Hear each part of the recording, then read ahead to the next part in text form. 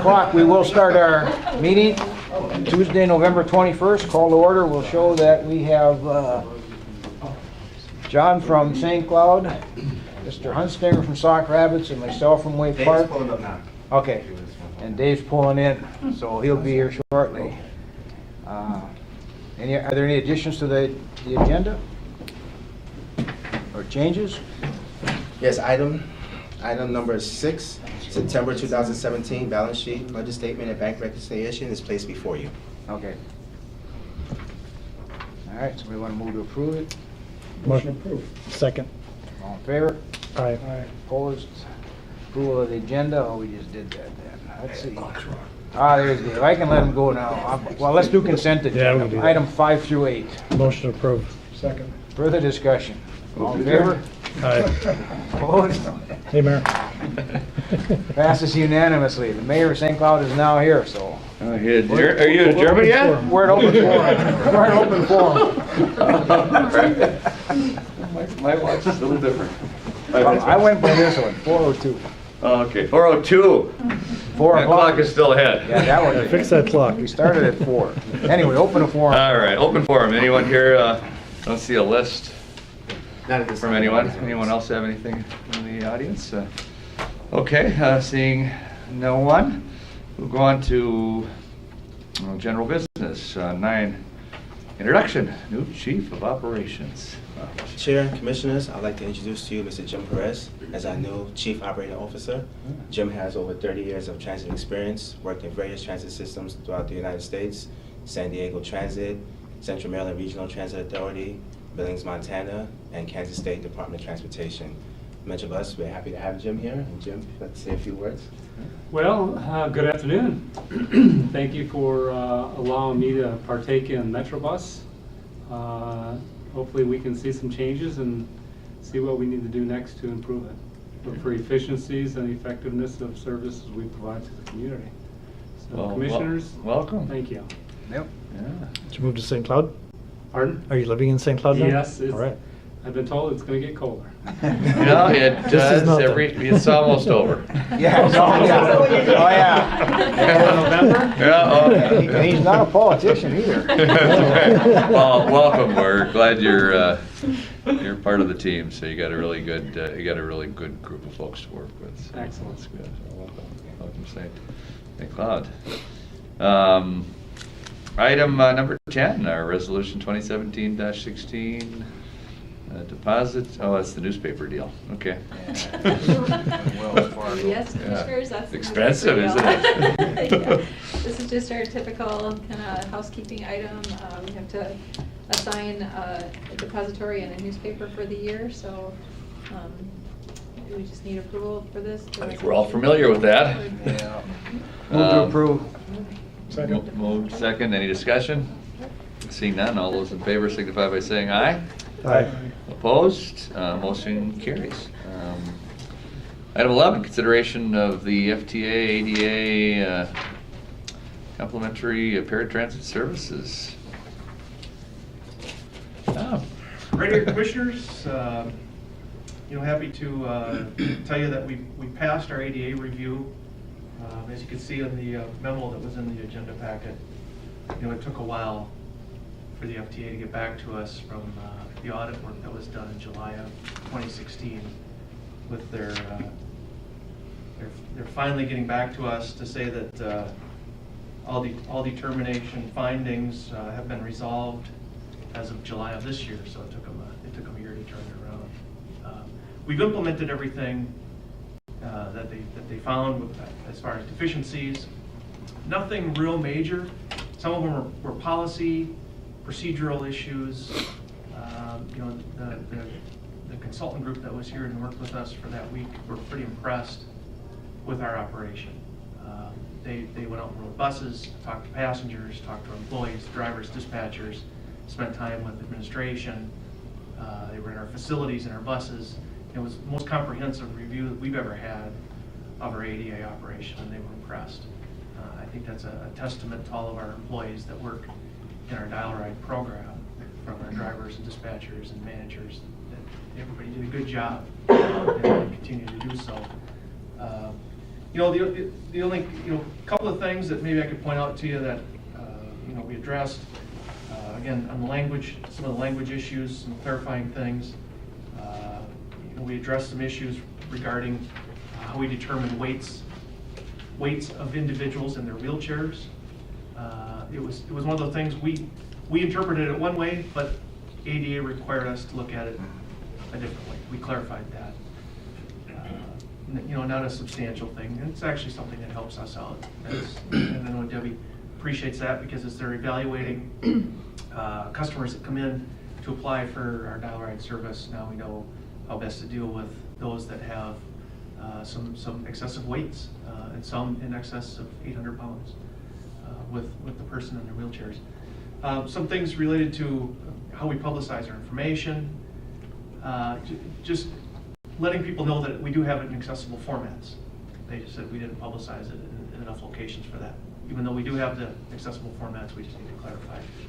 We've updated our service map showing our 3/4 mile operating boundary zones. It was something that we learned through this process that our 3/4 mile boundary can't end at the city boundary. It will extend beyond a jurisdictional boundary. So there's a likelihood that some days, at some point, someone will request service at the end of that 3/4 mile area, and it's probably out of the city of Sauk Rapids or outside of the city of St. Cloud. We're obligated by law to provide that service, even though that trip might not be within our taxing area. So the law supersedes, our taxing area service. So that's something that was clarified under this process. And we didn't know that at the time. Made some adjustment in our call center hours to come into compliance, and it was really on our weekend hours that we made an adjustment. Again, not a substantial thing. Some definitions of our trip lengths. They look closely at trips that are longer than 75 minutes. And believe it or not, we do have some, but not very many trips that are longer than that. And they consider it an excessively long trip if it's greater than 75 minutes. So we did some clarification there.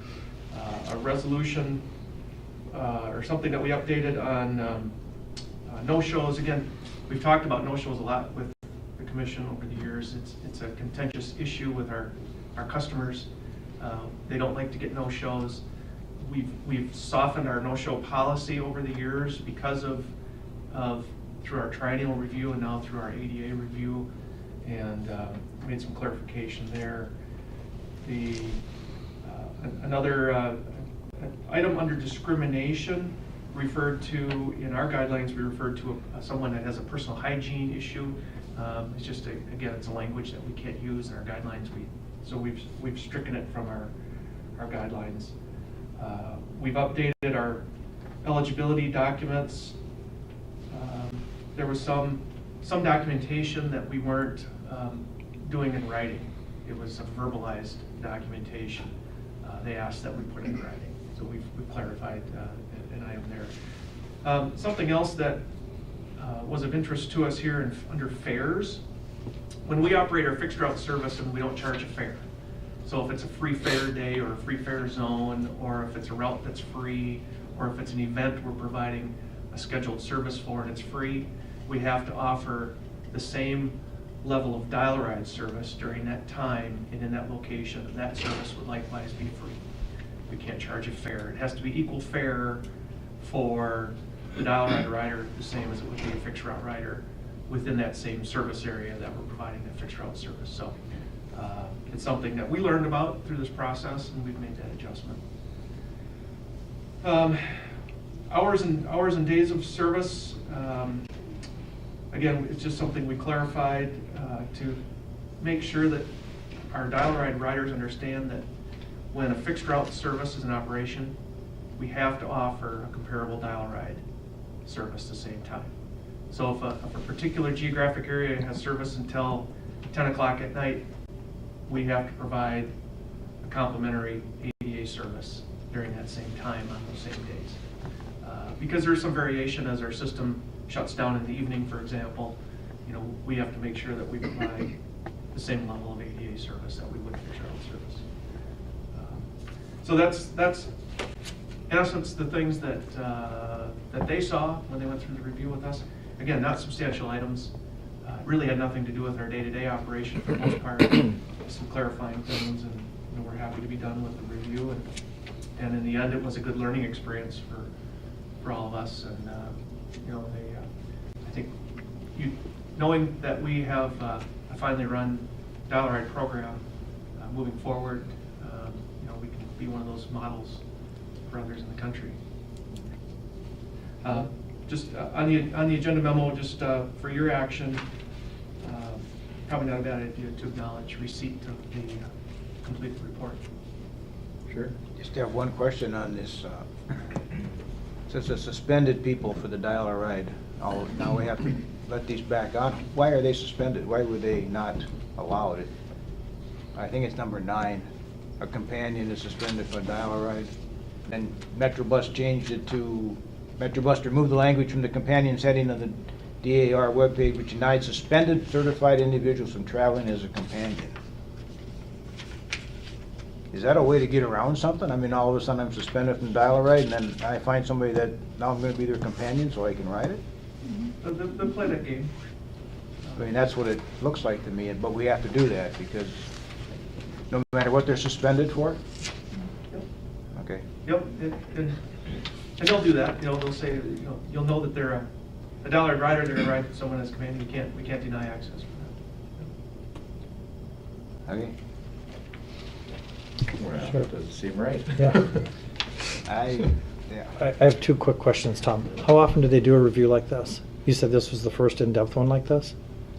Yeah, I don't know, Ryan, if you know, but Yeah. not very often, hopefully. Okay. Yeah, we have triennial. We That's what I have was thinking. triennials every 3 years. We have a triennial, Okay. and sometimes throughout the triennial, depending on who the company that does the consultant that does the work, they may ask questions based on a paratransit service. Sometimes they'll just give us a list of things that they're specifically checking for, like human resources, maybe drug and alcohol policy, or maybe maintenance records, or maybe a financial records, procurement, operations. But this paratransit review, this was the first of its kind for Metrobus because we never actually had a paratransit audit review. This is just something specific just to paratransit. So Okay. FTA sent us a letter saying that they're going to audit just specifically this department. Okay. Just Then, look at the follow. draw. Go ahead, I'm sorry. Just look at the draw. Okay. Yeah. Yeah, I don't recall ever having, this was good. Good. Yeah. So this might be the first, and then we may not get another report, another audit such as this nature, maybe 3 years, 5 years, 10 years, who knows? Okay. Oh, Maybe that's good. never. Yeah, this is good. Yeah, and I had one more question. Yeah, sure. Tom, I need you to explain that 3/4 of a mile again. So if you have somebody living outside 3/4 of a mile outside the city limits of Sauk Rapids, I'll pick on them.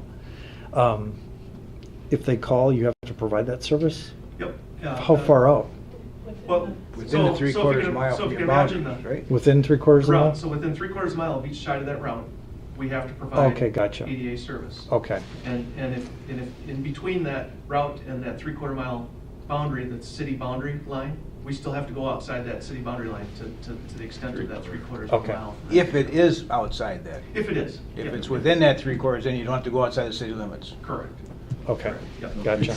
And there Well, are that would some- result some, I remember some of those appeals we had where they just had to walk like 20 feet. I mean, Yeah. well, that would take care of that. Well, that makes sense. There's, It would, yeah. I actually, you've done great work, as I recall, having many appeals. I haven't recalled a appeal in a long time, at least coming to the board, because I remember those were always tough. Because it was always, there were always tears, and difficult things, so. So obviously, I think it's a good report, so good. Anything else, anyone else? No. Okay, is there a motion to accept the? To acknowledge receipt, so moved. Second. Second, any discussion? Seeing none, all those in favor signify by saying aye. Aye. Opposed? Carried. Discussion on personnel policy review. Good afternoon, Commissioners. I just wanted to give you a notice or forewarning that I'm starting to look at all of the personnel policies. My intent will be to bring those before you in groups for either those that are revised or any new policies. Right now, as I've kind of worked through a skeleton for an employee handbook, I'm looking at probably 18 different sections within the personnel policies of that handbook. And so the idea would be to bring you a section at a time and then potentially two smaller sections at once over the course of the next year, so that by the end of 2018, all of our personnel policies have been reviewed, revised, and approved by the board if any changes are necessary. My one question for you is how you want to go about receiving and approving the information. Would you prefer that I bring it, if I were to bring you a section today, that you receive the section today and then have the opportunity to review it and approve it at the following board meeting? Or do you want to do it all at one time? Could I ask the first question? Sure. Is it necessary for us to approve personnel policies, since this is an executive matter in my mind? I'm curious too, is that a requirement under, As policy, you're the policy. so even your personnel policy? Yeah, you need to. Because we don't do that same. Oh, really? We don't do that we same law. we do it. Do we? You do it? We don't have personnel, I mean, that's an executive Yeah. function, so. Yeah, we do it at city. You do? Yeah, for all policies, Mhm. normally we bring that Yep. forward. I would think if we get it the week ahead of time, like Libby sends it out, I would think we should be able to address it at that meeting, shouldn't we? I would think that seems fine to me. We are gonna really scrutinize these because. Yeah, I mean, we're gonna tear 'em apart. I tell you, I might need a month in advance too. And lots of red pens. Yeah. No, that's my one opinion, I believe that's your function, but if we have to, yeah, that's good. So these are policies that exist, or are you just gonna highlight changes for us, or? For the ones that exist, I'll highlight changes. There's a lot that I think we don't have that we need to put into place. There are some that exist, but our practice is actually different. So what exists isn't what we're practicing. And so those will come before you with changes marked, but you might look at them and say, well, I thought these changes were what we're already doing, and chances are we are. So it's just a matter of going through, making sure that they're consistent with our practice, that they're compliant, and that they're in the best interest of MetroBus overall. And then pulling in our new collective bargaining agreements, trying to make them as consistent with the language in the collective bargaining agreements where it makes sense to do so.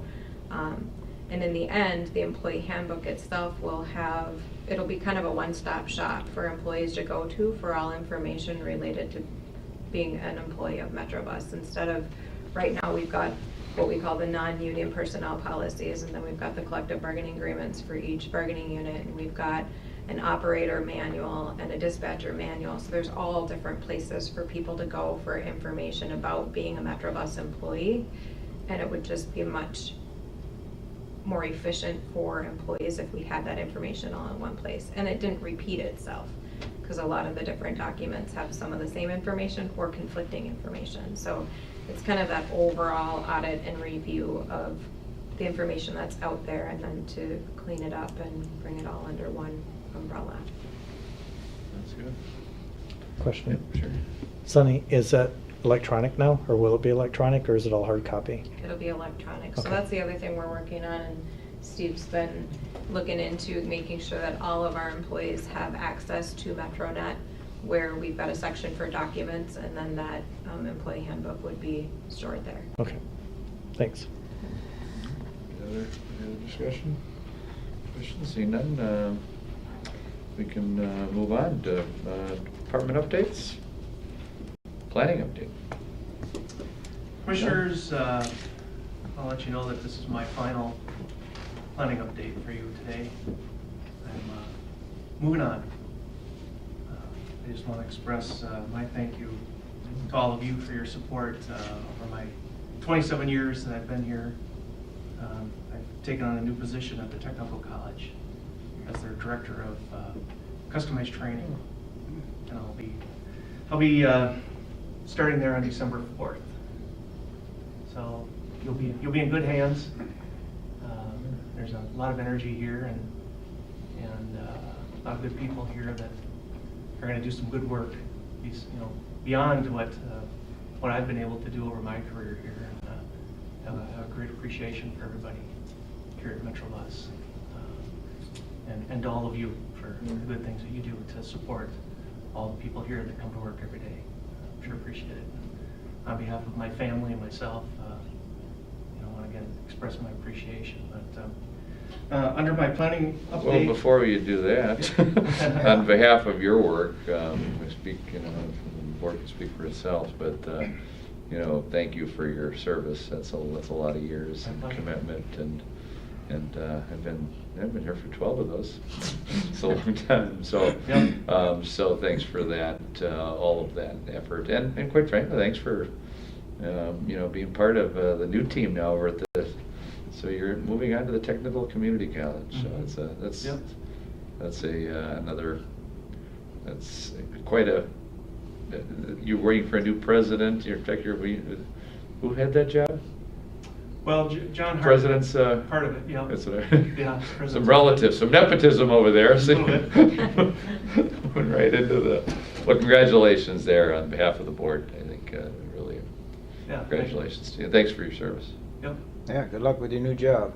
Yep. Thank you. And, Thanks. You won't lose your constituent. Yeah.